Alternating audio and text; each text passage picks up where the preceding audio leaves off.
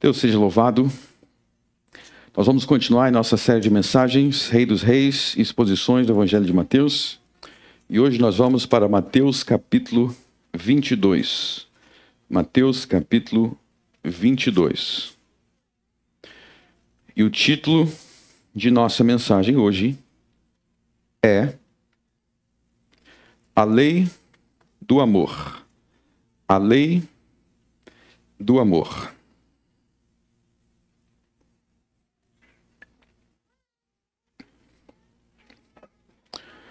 Nós vamos ler entre os versos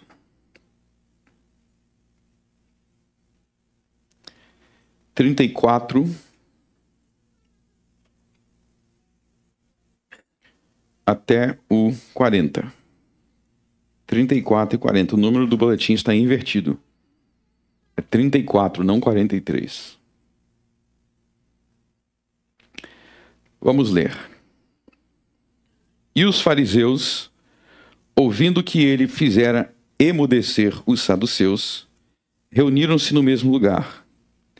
E um deles, doutor da lei, interrogou-o para o experimentar, dizendo: Mestre, qual é o grande mandamento na lei? E Jesus disse-lhe: Amarás o Senhor teu Deus de todo o teu coração, de toda a tua alma, de todo o teu pensamento. Este é o primeiro e grande mandamento. E o segundo, semelhante a este, amarás o teu próximo como a ti mesmo. Destes dois mandamentos dependem toda a lei e os profetas. Destes dois mandamentos dependem toda a lei e os profetas.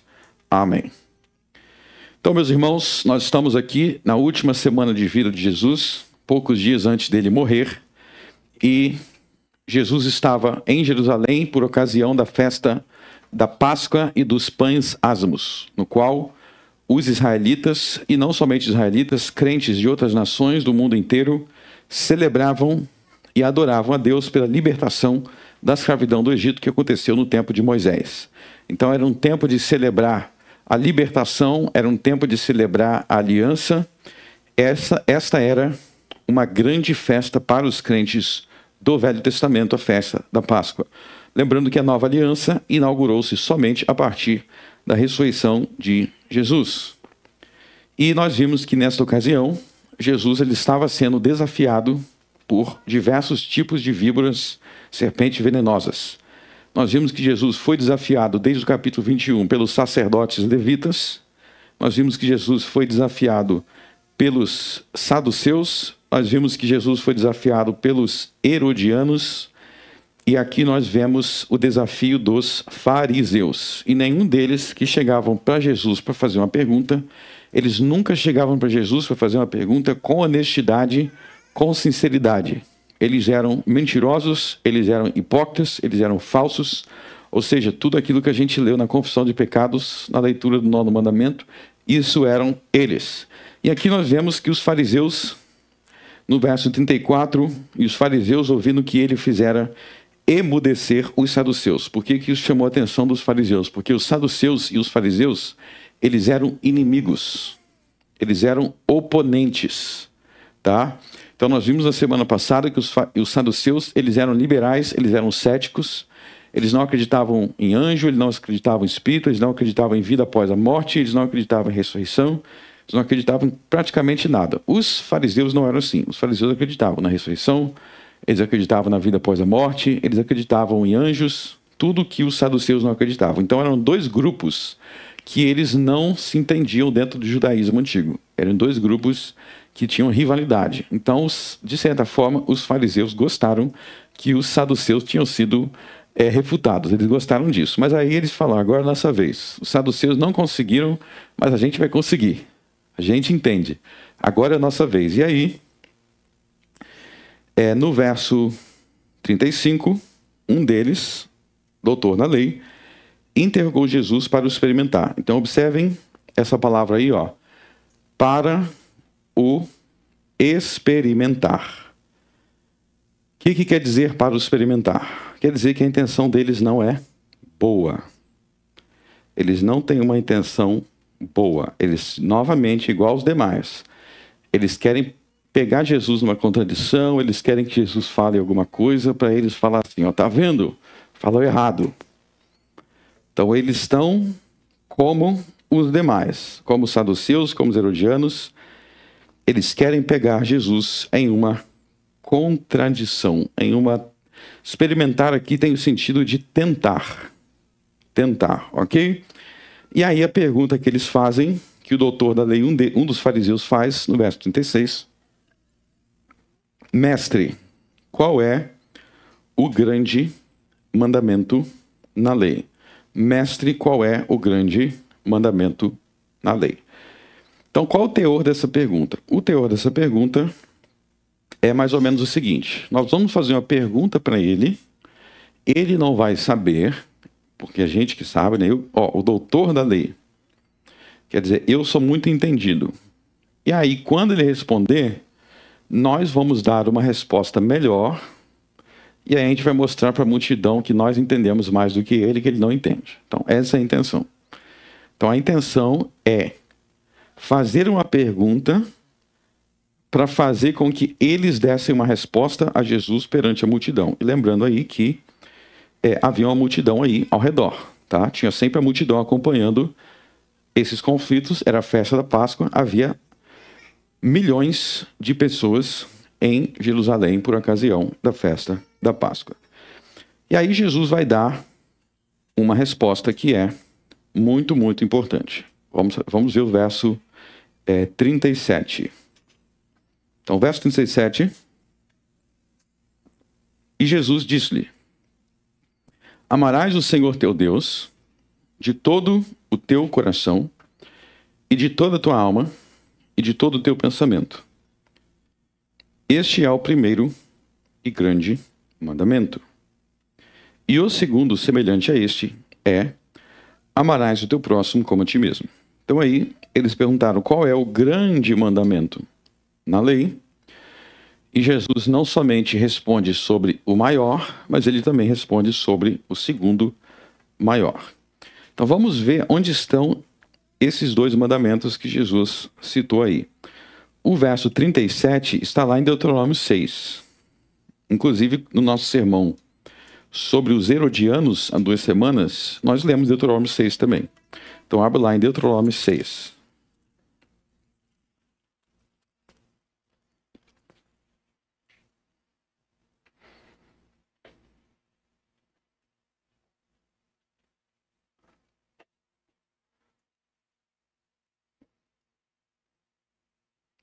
Deuteronômio 6.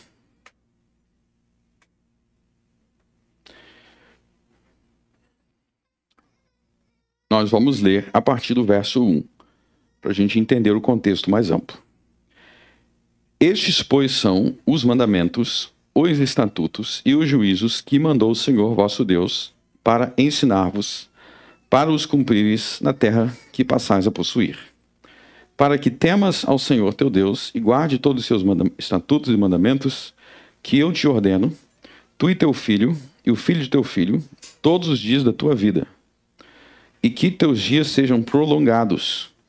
Ouve, pois, ó Israel, e atenta em os guardares, para que bem te suceda, e muito te multipliques, como te disse o Senhor Deus de teus pais, na terra que mana leite e mel. Ouve, Israel, o Senhor nosso Deus é o único Senhor. Amarás, pois, o Senhor teu Deus de todo o teu coração, de toda a tua alma e de todas as tuas forças. E estas palavras que hoje te ordeno estarão no teu coração. E as ensinarás a teus filhos, e delas falarás, assentado em tua casa, e andando pelo caminho, e deitando-te e levantando-te. Também as atarás por sinal na tua mão, e te serão por frontais entre os teus olhos. Até aí. Amém. Então veja aí que o verso que Jesus citou, lá em Mateus 22, está aí em Deuteronômio capítulo 6, verso 5. Amarás, pois, o Senhor teu Deus de todo o teu coração, de toda a tua alma e de todas as tuas forças. Então, segundo Jesus, Deuteronômio 6, verso 5, contém o mais importante ou maior de todos os mandamentos da lei. Agora, qual é o segundo maior? O segundo maior está em Levítico capítulo 19. Vamos agora abrir em Levítico capítulo 19.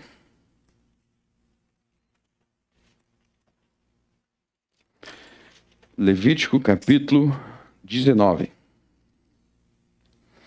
Então, novamente, nós vamos ler diversos versos aqui para contextualizar.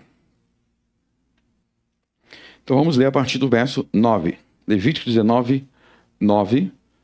E aí a gente vai ver dentro do contexto o verso que Jesus citou e disse que é o segundo maior mandamento. Levítico 19, 9. Quando também fizerdes a colheita da vossa terra, o canto do teu o canto do teu campo, não cegarás totalmente, nem as espigas caídas colherás da tua cega. Semelhantemente, não rabiscarás a tua vinha, nem colherás os bagos caídos da tua vinha. Deixá-lo-ás ao pobre e ao estrangeiro. Eu sou o Senhor vosso Deus. Não furtareis, nem mentireis, nem usareis de falsidade cada um com o seu próximo. Nem jurareis falso pelo meu nome, pois profanarás o nome do teu Deus, eu sou o Senhor. Não oprimirás o teu próximo, nem o roubarás. A paga do diarista não ficará contigo até pela manhã. Não amaldiçoarás ao surdo, nem porás tropeço diante do cego. Mas temerás o teu Deus, eu sou o Senhor. Não farás injustiça no juízo, não respeitarás o pobre, nem honrarás o poderoso. Com justiça julgarás o teu próximo.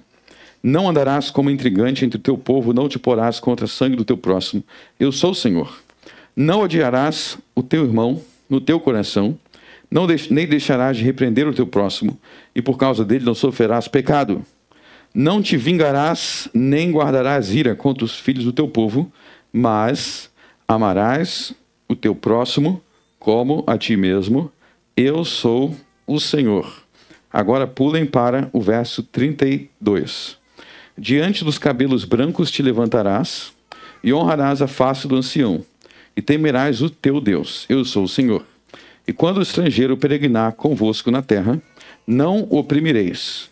Como natural, entre vós será o estrangeiro que peregrina convosco. Amá-lo-ás como a ti mesmo, pois estrangeiro foste na terra do Egito. Eu sou o Senhor vosso Deus. Não cometereis injustiça no juízo, nem na vara, nem no peso, nem na medida. Balanças justas, pesos justos, efa justo, justo intereis. Eu sou o Senhor vosso Deus, que vos tirei do Egito. Por isso guardareis todos os meus estatutos e todos os meus juízos, e os cumprireis. Eu sou o Senhor. Amém. Então veja que o verso que Jesus citou lá em Mateus 22, dizendo que é o segundo mais importante mandamento, está em Levítico capítulo 19, verso 18. Então vamos ler todo mundo junto. Levítico 19, 18. 1, 2, 3. Não te vingarás, nem guardarás ira contra os filhos do teu povo, mas amarás o teu próximo como a ti mesmo. Então você vê que eu sou o Senhor. Você vê que isso aí que é dito no verso 18 é repetido no verso 34. Olha só o verso 34. Como natural entre vós serás o estrangeiro que peregrina convosco. Amá-lo-ás como a ti mesmo. Então, quando ele diz, amá-lo-ás como a ti mesmo, ame o estrangeiro como a ti mesmo. Então, o verso 19, no verso 18, a ênfase é amar os filhos do teu povo, tem uma ênfase nos israelitas. Então, você ama o israelita como você mesmo, e você ama o estrangeiro como você mesmo, ou seja, todo mundo está incluso nesse amor, tá? Então, vamos entender aqui, antes de voltar lá para Mateus 22, vamos entender aqui o que nós acabamos de ler. Então, no verso 9, vocês estão vendo que no verso 9, ele está falando quando também fizeres a colheita na vossa terra. Então, ele está falando aí com os fazendeiros, né? Aqueles que tivessem terra e que plantassem na terra. Então, ele está dizendo que quando você tiver uma colheita, você não vai deixar 100% da colheita, não vai ser 100% para você, para o seu lucro, para o seu consumo, não vai ser 100% para você. Uma parte, o canto do teu campo, uma parte desta colheita aí, no verso 9 e 10, você vai deixar para o pobre e para o estrangeiro. Para o pobre e para o estrangeiro. Ou seja, para pessoas necessitadas. Por que o estrangeiro? O que é um estrangeiro? Estrangeiro é alguém de outro país. Mas nesse contexto específico aí, o estrangeiro não é só alguém que nasceu em outra nação, mas ele está peregrinando em Israel e ele também está com necessidade. Então, o estrangeiro aí no contexto necessitado. Então, os versos 9 e 10 está ensinando a caridade. A gente pode fazer uma aplicação isso com o nosso, mesmo que você tenha algum fazendeiro aqui, eu acho que não, né? Não tem ninguém aqui, mas você pode fazer uma aplicação parecida com isso, não é exatamente a mesma coisa. Mas com o seu salário. Você não vai guardar 100% do seu salário. Uma parte do seu salário você pode separar para ajudar um pobre, um necessitado, o lar colmeia, um órfão, um viúva, etc, etc. Então, essa é a ideia da caridade. Continuando, vai dizer outras coisas. No verso 11, vai dizer para não furtar nem mentir, nem ser falso. No verso 13, diz para não oprimir teu próximo, nem roubar. A paga do diarista não ficará contigo até pela manhã. O que é diarista? Ok, diarista na Bíblia vem da palavra dia.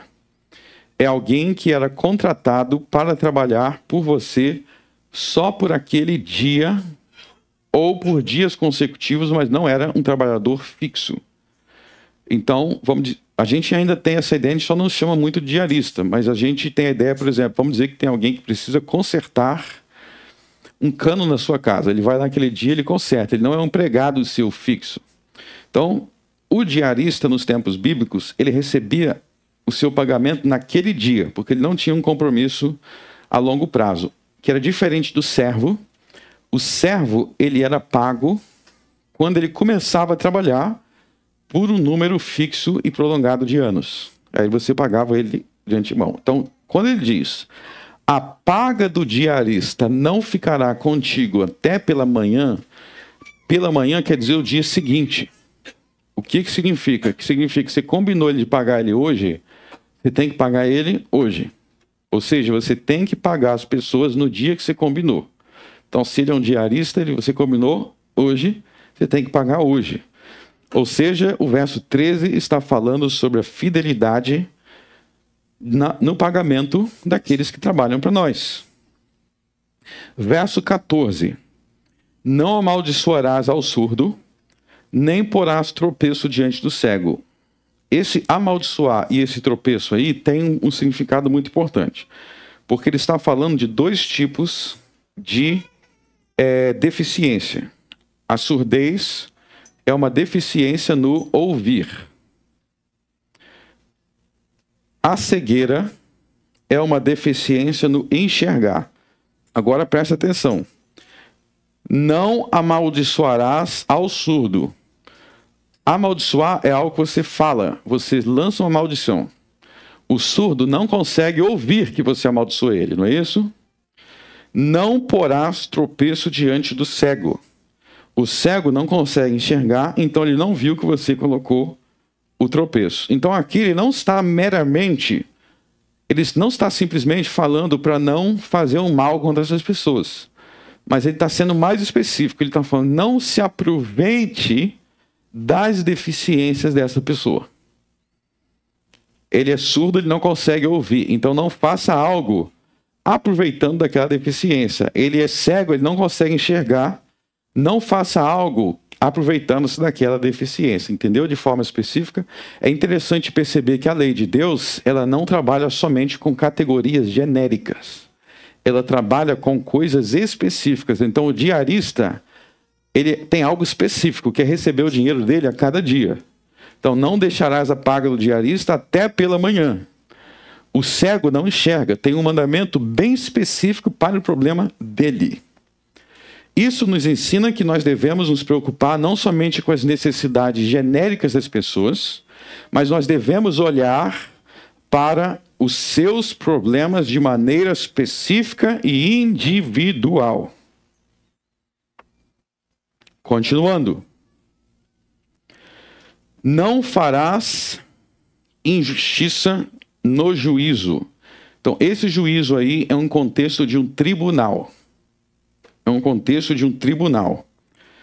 Não farás injustiça no juízo, não respeitarás o pobre, nem honrarás o poderoso, com justiça julgarás o teu próximo. Então, algumas pessoas aí ficam na dúvida, falam, será que Deus está falando que a gente não deve respeitar os pobres? Será que a gente tem que humilhar os pobres? Vamos entender o contexto dessa palavra. Respeitar aí é num contexto de um julgamento. Num contexto de julgamento. O que é respeitar o pobre aí? Então vamos dizer que existe um contexto em que tem um roubo. E vamos dizer que um cara pobre, vamos imaginar que um cara pobre, ele roubou um celular caro de uma pessoa rica. Então o celular, quanto é que está o iPhone mais novo aí? Alguém sabe? 10 mil? Você tem um? Não? Então, roubou um celular de 10 mil. Roubou uma pessoa pobre, roubou do Elon Musk. Será que 10 mil é muito para Elon Musk? Pouquinho, né? Eu acho que ele gasta 10 mil por hora. Agora, no julgamento, vamos supor que no julgamento, o juiz fale assim, ó, realmente esse cara aí roubou. Mas como ele é pobre, é necessitado, deixa ele com o celular. Então ele não vai ser punido pelo roubo isso. Isso que está sendo proibido aqui. Então não respeitarás o pobre, quer dizer, não interessa se ele é pobre ou se ele é rico. Se ele for culpado, ele tem que ser castigado, tem que ser punido. Você sabe que tem pessoas no Brasil que pensam o contrário.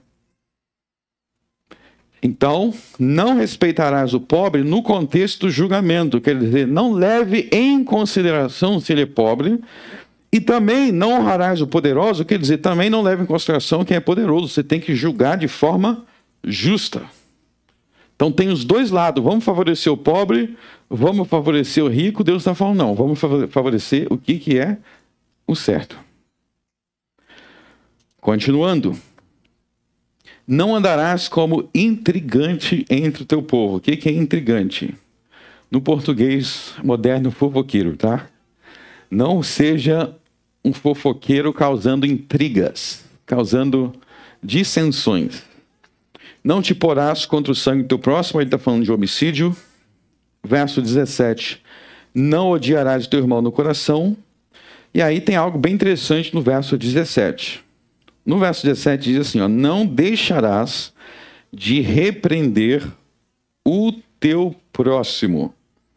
Então, o que é não deixar de repreender o teu próximo? Se você tem uma situação em que o seu próximo está cometendo uma transgressão e você está numa situação em que você tem uma oportunidade de avisá-lo, é pecado não avisá-lo. Interessante, né? Então, por quê? Porque hoje em dia as pessoas pensam o contrário.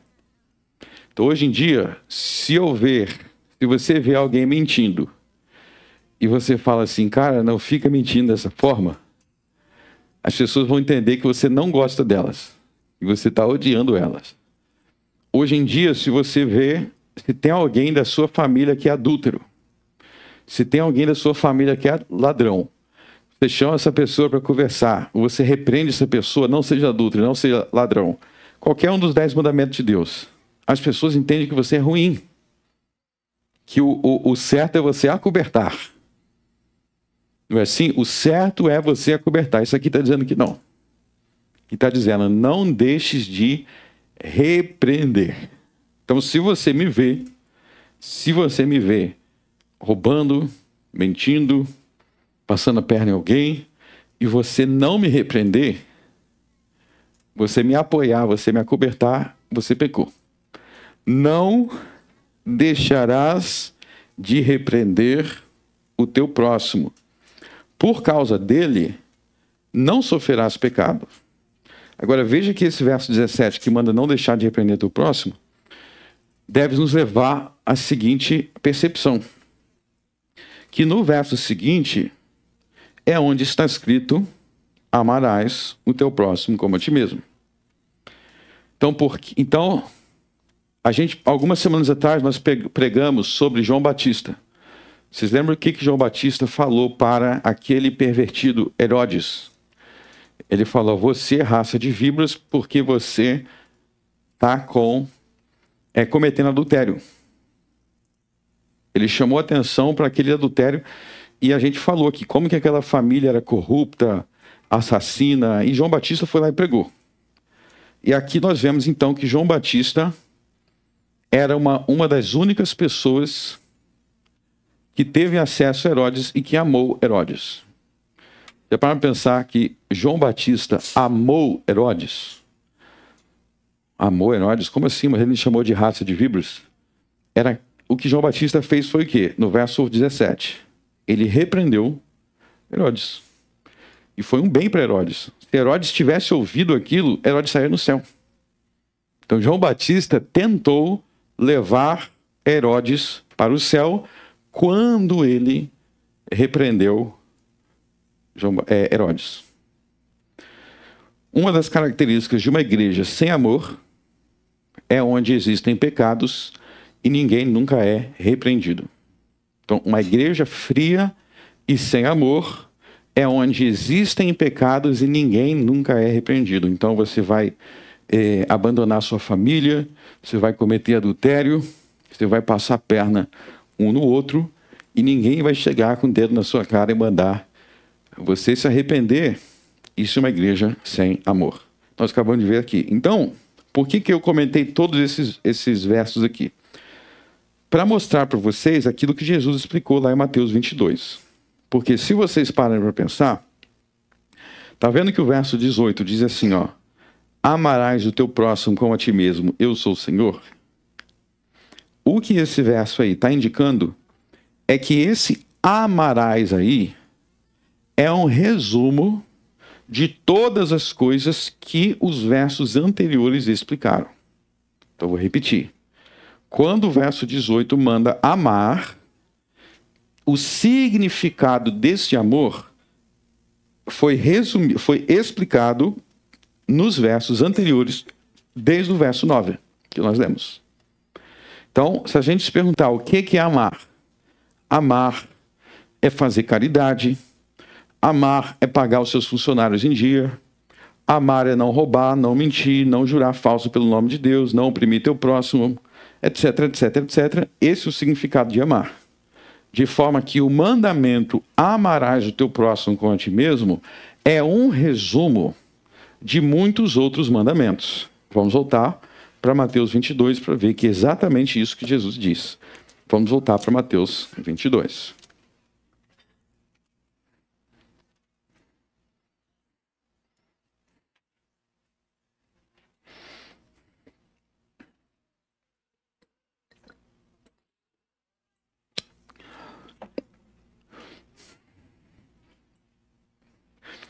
Mateus 22.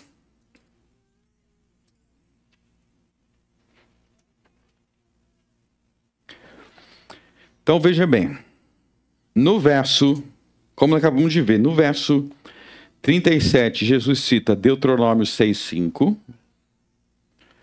No verso 39, Jesus cita Levítico 19. E abre parênteses, vocês precisam ter esses versos memorizados. Quando Jesus diz que esse é o mais importante, o segundo mais importante mandamento, vocês têm que ter na cabeça Deuteronômio 6, Levítico 19. Aí no verso 40, Jesus vai dizer assim, ó: destes dois mandamentos, Deuteronômio 6:5, Levítico 19, dependem toda a lei e os profetas. E aqui entra algo muito importante no verso 40, que Jesus está estabelecendo uma relação entre esses dois mandamentos e todos os demais mandamentos que existem na lei de Deus. Então veja bem, eu já ouvi muitas vezes alguns cristãos falarem o seguinte, não sei se você já ouviu o que eu já ouvi, que eu vou falar agora. Eles falam assim, olha, no Velho Testamento existiam 613 leis, e aí Jesus substituiu essas 613 leis por dois mandamentos. E agora na Nova Aliança nós temos esses dois mandamentos que Jesus deu. Se você já ouviu isso, apaga isso do seu cérebro. Isso é mentira. Quem já ouviu falar nisso? Que Jesus deu esses dois e que antes... Jesus não está dando nenhum mandamento aqui. Volta na pergunta do fariseu no verso 36. Qual é o grande mandamento na lei? Então, esses mandamentos aqui já existiam, não são dados por Jesus. A importância desses mandamentos aqui não é que eles foram dados pela primeira vez agora, mas é que eles são a base para entender todos os outros mandamentos. Essa é a importância desses dois mandamentos. Eles são a base, o fundamento e o critério para entender todos os demais. Então, vocês lembram? Vamos voltar em Deuteronômio 4, para ficar claro.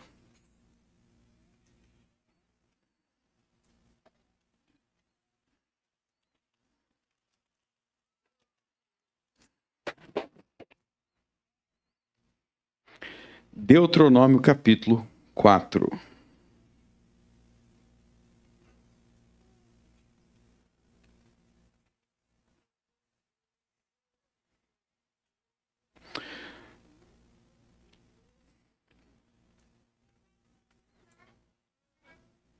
Versos 12 a 14. Diz assim, ó. Então o Senhor vos falou do meio do fogo. A voz das palavras ouvistes, porém além da voz não vistes figura alguma. Então vos anunciou ele a sua aliança que vos ordenou cumprir, os 10 mandamentos, e os escreveu em 2 tábuas de pedra. Também o Senhor me ordenou, ao mesmo tempo que vos ensinasse estatutos e juízos, para que os cumprisses na terra, a qual passais a possuir. Então, para aí. Então, veja aí que Deus falou com o povo. No verso 13, ele menciona os 10 mandamentos. Então, veja que existe no verso 13 os 10 mandamentos. E no verso 14, existem outros estatutos e juízos, além dos 10 mandamentos. Então, isso é importante perceber. Tem os 10, mas ele fala também de estatutos e juízos, além dos 10 em Êxodo 20. Como é que isso se relaciona entre si? Da seguinte forma, ó. Os 10 mandamentos, eles foram, no verso 13, escritos em 2 tábuas de pedra. Então, 2 tábuas. Então, a primeira tábua lida com o nosso relacionamento com Deus. Então, os mandamentos 1 a 4, se você observar, eles lidam com as coisas de Deus. Não traz outros deuses, etc, etc. Os mandamentos 5 a 10 lidam com os relacionamentos com o nosso próximo. Então, honra teu pai e tua mãe. Teu pai e tua mãe é o teu próximo. Não matarás. Está falando de não matar o próximo. Não adulterarás. A tua esposa, teu marido é o teu próximo. Não furtarás. Não furte o teu próximo. Não dirás falso testemunho contra o teu próximo. Então, os mandamentos 1 a 4 lidam com o nosso relacionamento com Deus. São os pecados diretamente contra Deus. Os mandamentos 5 a 10 são os pecados que lidam diretamente com o próximo. E por que são 2 tábuas? Amar a Deus e amar ao próximo. Então você vê que o próprio decálogo, os 10 mandamentos, eles se dividem nessa estrutura apontada para Jesus. Agora, além dos 10 mandamentos, vocês vão encontrar diretrizes, estatutos, juízos espalhados por toda a Bíblia. E aí que vocês têm que entender a relação desses outros estatutos, juízos com os 10 mandamentos. Então vamos entender da seguinte maneira. Pense em uma pasta no seu computador. Ok? Tem uma pasta, você cria uma pastinha lá no seu computador, tá? E aí, essa pasta no seu computador está escrito amor. Ok? Tem uma pasta lá escrito amor. Quando você clica na pasta escrito amor, vai ter 2 pastas. Uma é amar a Deus e outra é amar o próximo. Quando você clica na pasta de amar a Deus, vai ter 4 pastas, que são os 4 primeiros mandamentos. Quando você clica na pasta de amar o próximo, vai ter 6 mandamentos, os 6 últimos. Aí vamos dizer que você clicou na pasta de amar ao próximo, e aí você encontrou lá 6 pastas. Quais são as 6 pastas? Honra teu pai e tua mãe, não adulterarás, honra teu pai e tua mãe, não matarás, não adulterarás, não roubarás, não dirás falso testemunho e não cobiçarás. Aí dentro da pasta, não roubarás, vai ter o seguinte, abra em Levítico 6.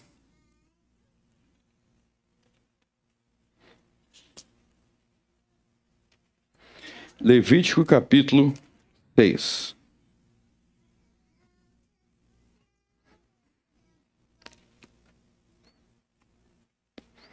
Verso 1.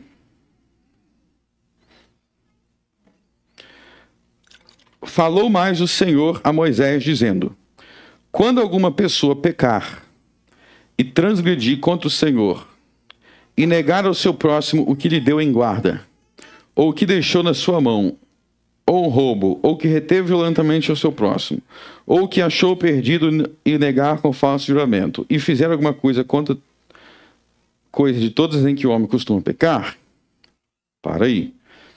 Então, veja que ele está listando várias situações aqui. Mas vamos considerar uma. Verso 3. Então, veja que o verso 3 fala de uma situação em que eu achei algo que você perdeu, eu sei que é seu, mas eu não quero devolver. Então você perdeu a sua carteira. Eu achei tua carteira, vi o seu nome, vi sua identidade, aí eu falo, tem R$1.000 aqui. Não vou falar que eu encontrei. Você não me perguntou, eu também não disse, ficou por isso mesmo, fiquei com os R$1.000. Então, o que Levítico 6 está explicando é que isso também é uma forma de quebrar o 8º mandamento. Então, se vocês observarem aqui, nesta lista, tem várias maneiras de quebrar o 8º mandamento, não furtarás.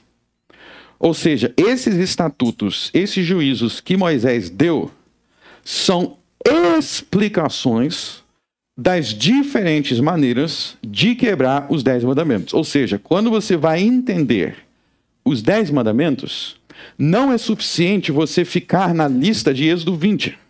Não é suficiente você ler o que está em Êxodo 20. Você tem que ler o que o resto da Bíblia explica sobre cada um desses mandamentos. Então é uma estrutura. Vamos entender essa estrutura novamente. O que Deus exige de nós? O que Deus requer de nós? Deus exige uma única coisa de nós. É possível responder assim. Deus somente exige que a gente ame. A única coisa que Deus exige de nós é o amor. Só isso. Então você pode fazer tudo que você quiser, desde que você faça com amor. É simples assim. Tudo que você quiser e for feito com verdadeiro amor, você pode fazer. Aí surge a pergunta, mas o que amar a quem? Amor por quem? Aí vem o segundo nível de resposta. Amar a Deus e ao próximo. Mas o que é amar a Deus? Não terás outros deuses diante de mim. Não farás para ti imagem de escultura, nem alguma semelhança do que há em cima no céu, nem embaixo da terra, nem nas águas debaixo da terra. Não se curvarás perante ela. Porque eu sou o Deus zeloso que visita a iniquidade dos pais, dos filhos, até a 3ª e 4ª geração daqueles que me odeiam. Tudo isso que eu acabei de falar, primeiro e segundo mandamento, é uma explicação do que significa amar a Deus. Primeiro mandamento, não terás outros deuses ante mim. Mas e se eu adorar o apóstolo Pedro? Se eu prestar culto ao apóstolo Pedro? Atos 10 explica que cultuar o apóstolo Pedro ou os santos é uma quebra do primeiro mandamento. Ou seja, para você entender o primeiro mandamento, não basta ler Êxodo 20, você tem que ler Atos 10, Apocalipse 22, de Gênesis a Apocalipse, para entender todas as explicações bíblicas sobre aquele mandamento. E a palavra amor abrange todas essas explicações. É assim que funciona. Por isso que Jesus disse, destes 2 mandamentos dependem o quê? Toda a lei e os profetas. Ou seja, toda a lei e os profetas são explicações do que significa amar. Para reforçar isso, vamos abrir em Romanos capítulo 13. Romanos capítulo 13.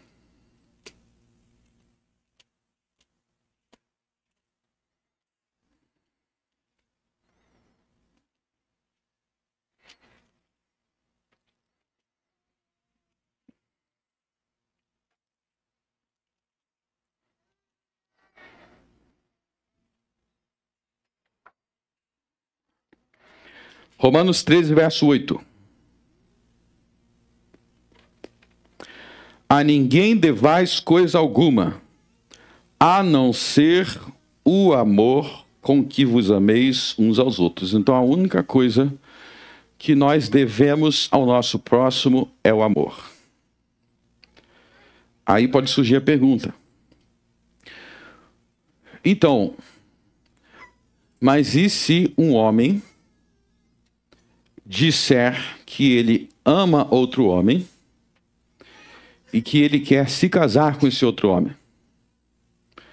Então, a partir do que você acabou de me explicar, pastor, eles estariam corretos. Porque você não falou que tudo o que for com amor é autorizado? Tudo o que for com amor é autorizado. E a razão pela qual um homem não pode se casar com outro homem e uma mulher não pode se casar com outra mulher é exatamente porque eles não se amam. Por que eles não se amam? Vamos continuar no verso. Porque quem ama aos outros cumpriu a lei. Com efeito, não adulterarás, não matarás, não furtarás, não darás falso testemunho, não cobiçarás. E se há algum outro mandamento nesta palavra se resume, amarás o teu próximo como a ti mesmo. Está vendo que ele está citando os 10 mandamentos? Verso 10, o amor não faz mal ao próximo, de sorte que o cumprimento da lei é o amor. Vamos ler esse verso todo mundo junto. O amor não faz mal ao próximo, de sorte que o cumprimento da lei é o amor. O cumprimento da lei é o amor. Então, segundo Levítico capítulo 18, que é um capítulo antes do 19, que manda amar o teu próximo como a ti mesmo, o que diz lá?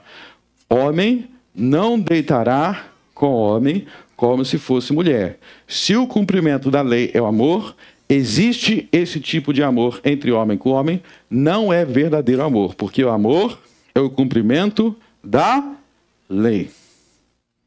Ou seja, amar é guardar os mandamentos.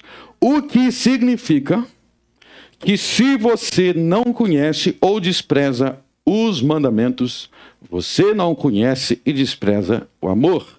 Não importa o que você chama. Não importa se você chama de amor. Por isso que você tem que conhecer os mandamentos. Se você não conhece os mandamentos, você não ama. Amar é cumprir os mandamentos de Deus. O apóstolo João também ensinou isso. Abram em 1 João.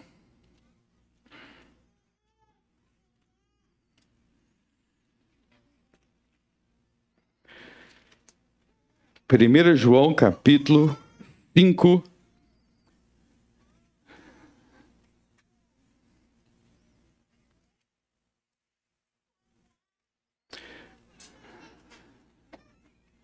Versos 1, 2, 3. Eu vou ler.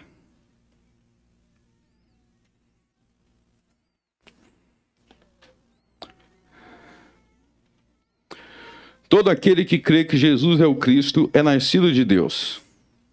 E todo aquele que ama ao que gerou também ama o que dele é nascido. Nisto conhecemos que amamos filhos de Deus, quando amamos a Deus e guardamos os seus mandamentos. Agora nós vamos ler todo mundo junto o verso 3. Porque este é o amor de Deus, que guardemos os seus mandamentos, e os seus mandamentos não são pesados. Então, guardar os mandamentos é o significado de amar. E mais do que isso, se nós queremos entender os mandamentos, nós precisamos entender que cada um desses mandamentos tem como fundamento e finalidade o amor. Então, vamos refletir sobre isso. De que maneira o primeiro mandamento é um reflexo da lei do amor? De que maneira cumprir o primeiro mandamento é amar a Deus? Esse eu acho que é o mais fácil, porque o amor a Deus precisa ser na forma de um relacionamento de exclusividade, né? Então, não terás outros deuses diante de mim. É como num casamento. Se a tua mulher te ama, você é exclusivo. Se ela tem outros homens, ela não te ama, porque o 7º mandamento diz: não adulterarás. E o amor é o cumprimento da lei. Então, o amor a Deus começa com o primeiro mandamento e, portanto, começa com a exclusividade.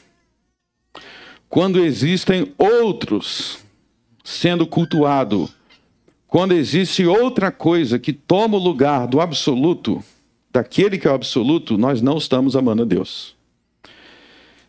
E nós podemos pensar também como que negligenciar o primeiro mandamento também, indiretamente, é uma falta de amor com o próximo. Então isso é importante entender também. Então os primeiros 4 mandamentos, eles lidam diretamente com o amor a Deus. Mas indiretamente eles também envolvem o amor ao próximo. De que maneira? Paulo explica isso em 1 Coríntios 8, não precisa abrir, leio em casa, mas em 1 Coríntios 8, Paulo ele dá a seguinte explicação. Ele diz que se alguém que não for cristão te convidar para um almoço na casa dela, você pode ir, você pode comer à vontade lá. Então tem alguém que não é cristão te convidou para comer na casa dela. Paulo diz, não tem problema você comer na casa dessa pessoa. Mas, se na hora do almoço ela virar para você, eu estou resumindo aqui, mas está em 1 Coríntios 8 ao capítulo 10. 1 Coríntios capítulo 8 ao 10, lê em casa. Na hora que vai começar lá o come e bebe, você olhou para aquele churrasco, você olhou para aquela feijoada, e quando você estava prestes a dar a primeira garfada, a pessoa diz assim, não avisei, mas esse almoço aqui é em honra à deusa Diana. Tá? Aí Paulo diz que você tem que parar tudo. Você estava prestes a comer, né? Aí Paulo fala, não coma. Não coma. Por que não coma? Paulo vai explicar. Porque ela te disse que ela está fazendo aquilo ali em homenagem ao Deus tal. E se você comer, ela vai achar que você apoia aquele Deus. E Paulo vai dizer, isso é falta de amor. Por que é falta de amor? Porque faz parte do amor ao próximo ensinado no primeiro mandamento, eu querer que meu próximo conheça o Deus verdadeiro. E se eu fizer algo que vai levar ele a achar que eu não me importo com o Deus verdadeiro, que eu também honro o Deus Diana, o Deus Zeus, ou aquilo outro, isso é contra o amor ao próximo. Então, até os primeiros 4 mandamentos envolvem o amor ao próximo na medida em que as coisas que nós fazemos podem prejudicar ou beneficiar o próximo. E o mesmo nós podemos dizer sobre os outros 4. Então, não farás imagens de Deus. Então, esse mandamento, segundo mandamento, ele é um pecado contra o amor a Deus, fazer imagem de Deus, de Jesus, imagem do Espírito Santo. É um pecado contra o amor a Deus, por quê? Pela mesma razão que seria pecado se eu andasse com uma foto na minha carteira de outra mulher que não fosse a minha esposa e ficasse olhando para aquela foto. Então, todas as imagens de Deus Pai, de Deus Filho, de Deus Espírito Santo que as pessoas fazem são falsas. E Deus não quer que você tenha um relacionamento falso com Ele. Ele quer um relacionamento verdadeiro. Aí você faz falsas imagens que Ele proibiu no segundo mandamento. Isso é uma forma de não amá-lo. É a mesma coisa do seu marido olhando para fotos de outras mulheres. É a mesma coisa da sua esposa olhando para fotos e cobiçando fotos de outros homens. A mesma coisa no terceiro mandamento. O terceiro mandamento, não tomarás o nome do Senhor teu Deus em vão. Então, amar a Deus inclui reverenciar, honrar, venerar o seu nome. Tudo que tem a ver com o nome dele, tudo que tem a ver com a fama dele, com os meios dele se revelar. O batismo, nós reverenciamos o batismo porque no batismo está o nome de Deus, o Pai, o Filho e o Espírito Santo. A ceia do Senhor, nós consideramos todas essas coisas com respeito, como sagrado. E isso faz parte do nosso amor a Deus. Mas se alguém zombar do batismo, zombar da ceia, zombar da Bíblia, zombar do nome de Deus, e você não se importa, é a mesma coisa de estarem falando mal de você em algum lugar e dizer que seu amigo estava lá falando mal também, jogando teu nome na lama e ele não ligou. Você vai dizer, então esse amigo não gosta de mim. Porque estavam jogando meu nome na lama, ele não ligou. Então veja que, a partir desses exemplos, que os mandamentos de Deus, eles dão uma estrutura, eles dão um esqueleto para o amor. Sem mandamentos, a ideia que os homens têm de amor parece uma geleia. Sem os mandamentos, o conceito de amor vira uma gelatina, sem ação, sem firmeza. É um falso amor. É um falso amor, guiado meramente por sentimentos passageiros e momentâneos. O verdadeiro amor precisa do esqueleto, da estrutura, do fundamento, da base da lei, dos mandamentos, das diretrizes claras, das ordenanças. Como é que nós vivemos em uma geração que nem sequer percebeu que Jesus estava falando sobre os mandamentos? Muitos nem percebem. Eles falam de amor, mas eles não falam de mandamentos. Eles falam de amar, mas não falam de lei. Como pode? Como pode? Se o amor é o cumprimento da lei. E isso tem aplicações para todo o Velho Testamento. Mas eu quero enfatizar aqui uma. Aquilo que eu acabei de explicar é a razão pela qual... Volte para Mateus 22.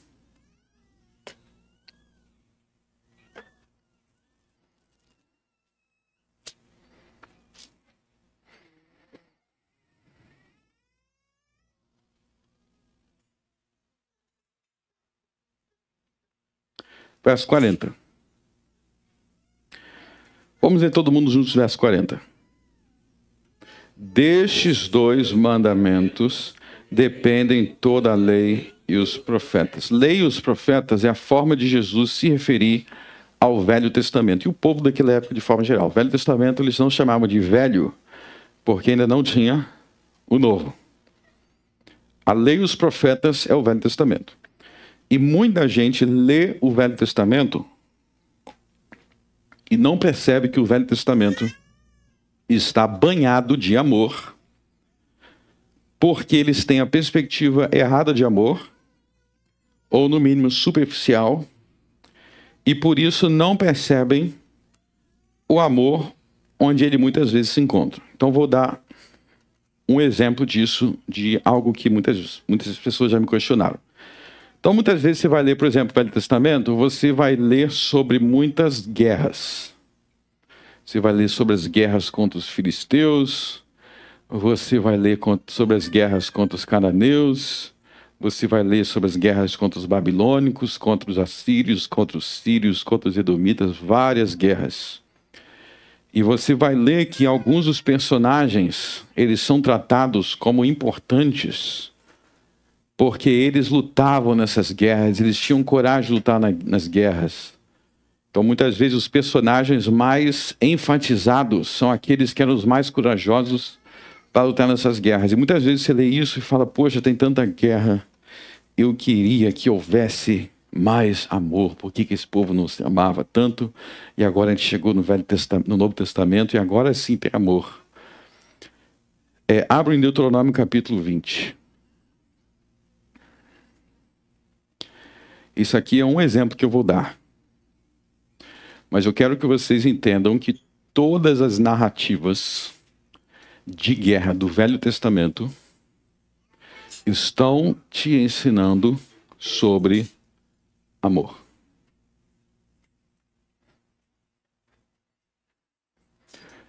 Então, Deuteronômio 20, existe aí as leis de guerra. As leis de guerra. Eu vou comentando e eu vou explicando. Eu vou lendo, eu vou comentando e explicando. Quando saíres a peleja contra teus inimigos, então vocês viram que é uma lei de guerra, e vires cavalos e carros e povo maior em número do que tu, dele não terás temor, pois o Senhor teu Deus que te tirou da terra do Egito está contigo. Então, primeira coisa que eu quero que você observe aí, é que aí existe um exército já armado para lutar contra Israel, e agora Israel vai ter que preparar o seu exército para se defender. Então, imagine o cenário. Tem um outro povo, pode ser os cananeus, pode ser os sírios, os filisteus, eles estão prontos para atacar Israel. Então aqui não é Israel que começou a guerra. O outro exército já está preparado. Você viu o outro exército. Verso 2. E será que quando vos achegares a peleja, o sacerdote se adiantará e falará ao povo, dir-lhe-á: ouve Israel, hoje vos achegais a peleja contra os vossos inimigos. A peleja contra... Não se amoleça o vosso coração, não temais nem tremais, nem vos aterrorizeis diante deles. Pois o Senhor vosso Deus é o que vai convosco, a pelejar contra os vossos inimigos, para salvar-vos. Então os oficiais falarão ao povo, dizendo: qual é o homem? E aí os oficiais eles vão levantar o exército. Tá? Eles vão levantar o exército. Não vou ler tudo. Aí vamos para o verso 9. E será que quando os oficiais acabaram de falar ao povo, então designarão os capitães dos exércitos para a dianteira do povo? Quando te chegares a alguma cidade para combatê-la, apregorar-lhes a paz. E será que... Então, para aí. Então você vai ver que existe um cenário onde um exército estrangeiro vai atacar Israel. Israel levanta um exército para se defender. Então, esse cenário aqui, nós não vamos ler o capítulo inteiro, nós não temos tempo. Mas eu quero mostrar que é um cenário de guerra. E vocês sabem que essas guerras acontecem muito ao longo do Velho Testamento. Lembre aí das guerras de Davi, das guerras dos reis posteriores a Davi, no tempo dos juízes. E eu quero que você se faça agora a seguinte pergunta. Você conseguiu enxergar que esses versos que eu acabei de ler estão conforme Jesus explicou em Mateus 22, totalmente fundamentados na lei do amor? Eu vou te explicar como. Esses exércitos inimigos, que eles se reuniram para nos atacar, não foram nós que começamos. Eles vieram para nos atacar. O que eles vão fazer com o nosso povo? Eles vão matar.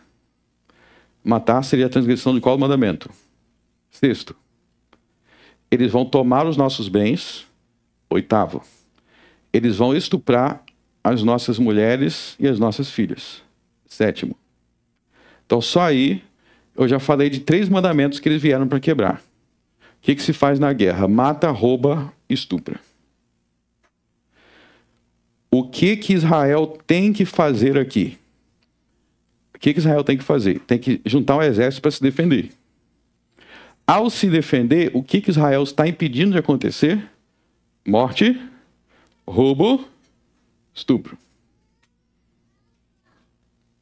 Ou seja, não lutar na guerra para se defender é falta de amor. É falta de amor. Por isso que uma das coisas que os oficiais falam no verso 7. Verso 8. Uma das coisas. E continuarão os oficiais a falar ao povo, dizendo: qual é o homem medroso e de coração tímido? Vai para casa. Porque esse não é o lugar para medrosos e tímidos. Esse é o lugar para quem ama. Então deixa eu te fazer uma pergunta. Quando você lê a história de Davi impedindo que os filisteus invadissem Israel, matassem todo mundo, roubassem tudo, estuprassem as mulheres, passa pela sua cabeça que Davi está sendo amoroso? Quando você lê sobre Jefté, sobre Gideão e todos os demais, que eles eram homens corajosos que resistiam aos ataques dos inimigos, você associa isso com amor? Meus irmãos, como está escrito em João capítulo 15, amor maior não há do que aquele que dá a vida pelos seus amigos. Muitas dessas histórias do Velho Testamento, que são histórias profundas de amor, de homens corajosos que se sacrificavam para salvar uma população inteira, muitas dessas histórias são diminuídas. E nós não percebemos o cerne dele porque nós não lemos a lei e os profetas com o mesmo olhar de Jesus. Que essas leis e os profetas têm como finalidade nos ensinar o amor. Porque nós temos uma visão de um amor que não é um amor bíblico, não é o amor bíblico. É um amor concreto, que briga, que luta pelas pessoas amadas. Eu estou dando exemplo de guerra, mas existem as nossas guerras diárias. A lei e os profetas, quando mostram Davi, Asa, Jefté, Gideão, Abraão, Moisés, lutando em guerras, estão mostrando o amor no coração desses homens. Porque a luta deles era para preservar os 10 mandamentos. Quando nós não entendemos isso, nós permitindo essa visão desestruturada de amor, onde nós não associamos mais o amor à necessidade de lutar no nosso dia a dia. E assim, como homens medrosos e covardes de coração tímidos, nós permitimos que os inimigos de Deus adentrem nas nossas igrejas. Com corações tímidos e covardes e medrosos, nós permitimos que os inimigos de Deus assolem os nossos filhos, assolem a nossa família. Porque nós associamos amor não aos mandamentos, não à coragem, não à luta. Nós associamos ao amor a covardia e a omissão. que é o homem amoroso na visão do cristianismo moderno? É o homem passivo, covarde e omisso. Onde ele nunca se levanta, ele fica quieto e calado. Ele não luta pela sua família, ele não luta pelos seus valores. Ele abaixa a cabeça e deixa todo mundo fazer a sua família de gato e sapato. Ele abaixa a cabeça, ele manda seus filhos para a escola para ouvir ideologia de gênero. A ninguém ali concorda, mas fica todo mundo caladinho. Isso quando não surge um crente para dizer que tem que aceitar e dar outra face. Ele permite que a maldade adentre nas suas igrejas. Ele não se levanta para lutar, para combater heresias, para combater mentiras, para combater doutrinas de demônios, porque ele acha que ser amoroso é ser passivo e deixar fazer o que quiser. É por isso que na leitura da lei dos profetas, as pessoas não conseguem enxergar aquilo que Jesus mandou enxergar. Destes 2 mandamentos dependem toda a lei e os profetas. Então, meus irmãos, eu quero finalizar falando o seguinte. Se vocês lerem o livro de Juízes, começa em Juízes. Quem eram os grandes inimigos do povo de Deus lá em Juízes? Dentre vários outros, tinha os filisteus. Os filisteus. Vocês lembram qual era a nacionalidade de Golias? Todo mundo conhece a história de Davi e Golias. Mas qual é a nacionalidade de Golias? Golias era um filisteu. Então pense no seguinte. Do tempo dos juízes, lá atrás, o tempo dos juízes, o tempo inteiro Israel era atacado pelos filisteus. E vocês que vivem em Campo Bom, no Rio Grande do Sul, vocês não entendem o sofrimento que isso é. Então imagina que a qualquer momento você pode receber a notícia de que mataram na guerra o seu marido, que estupraram a sua filha de 15 anos.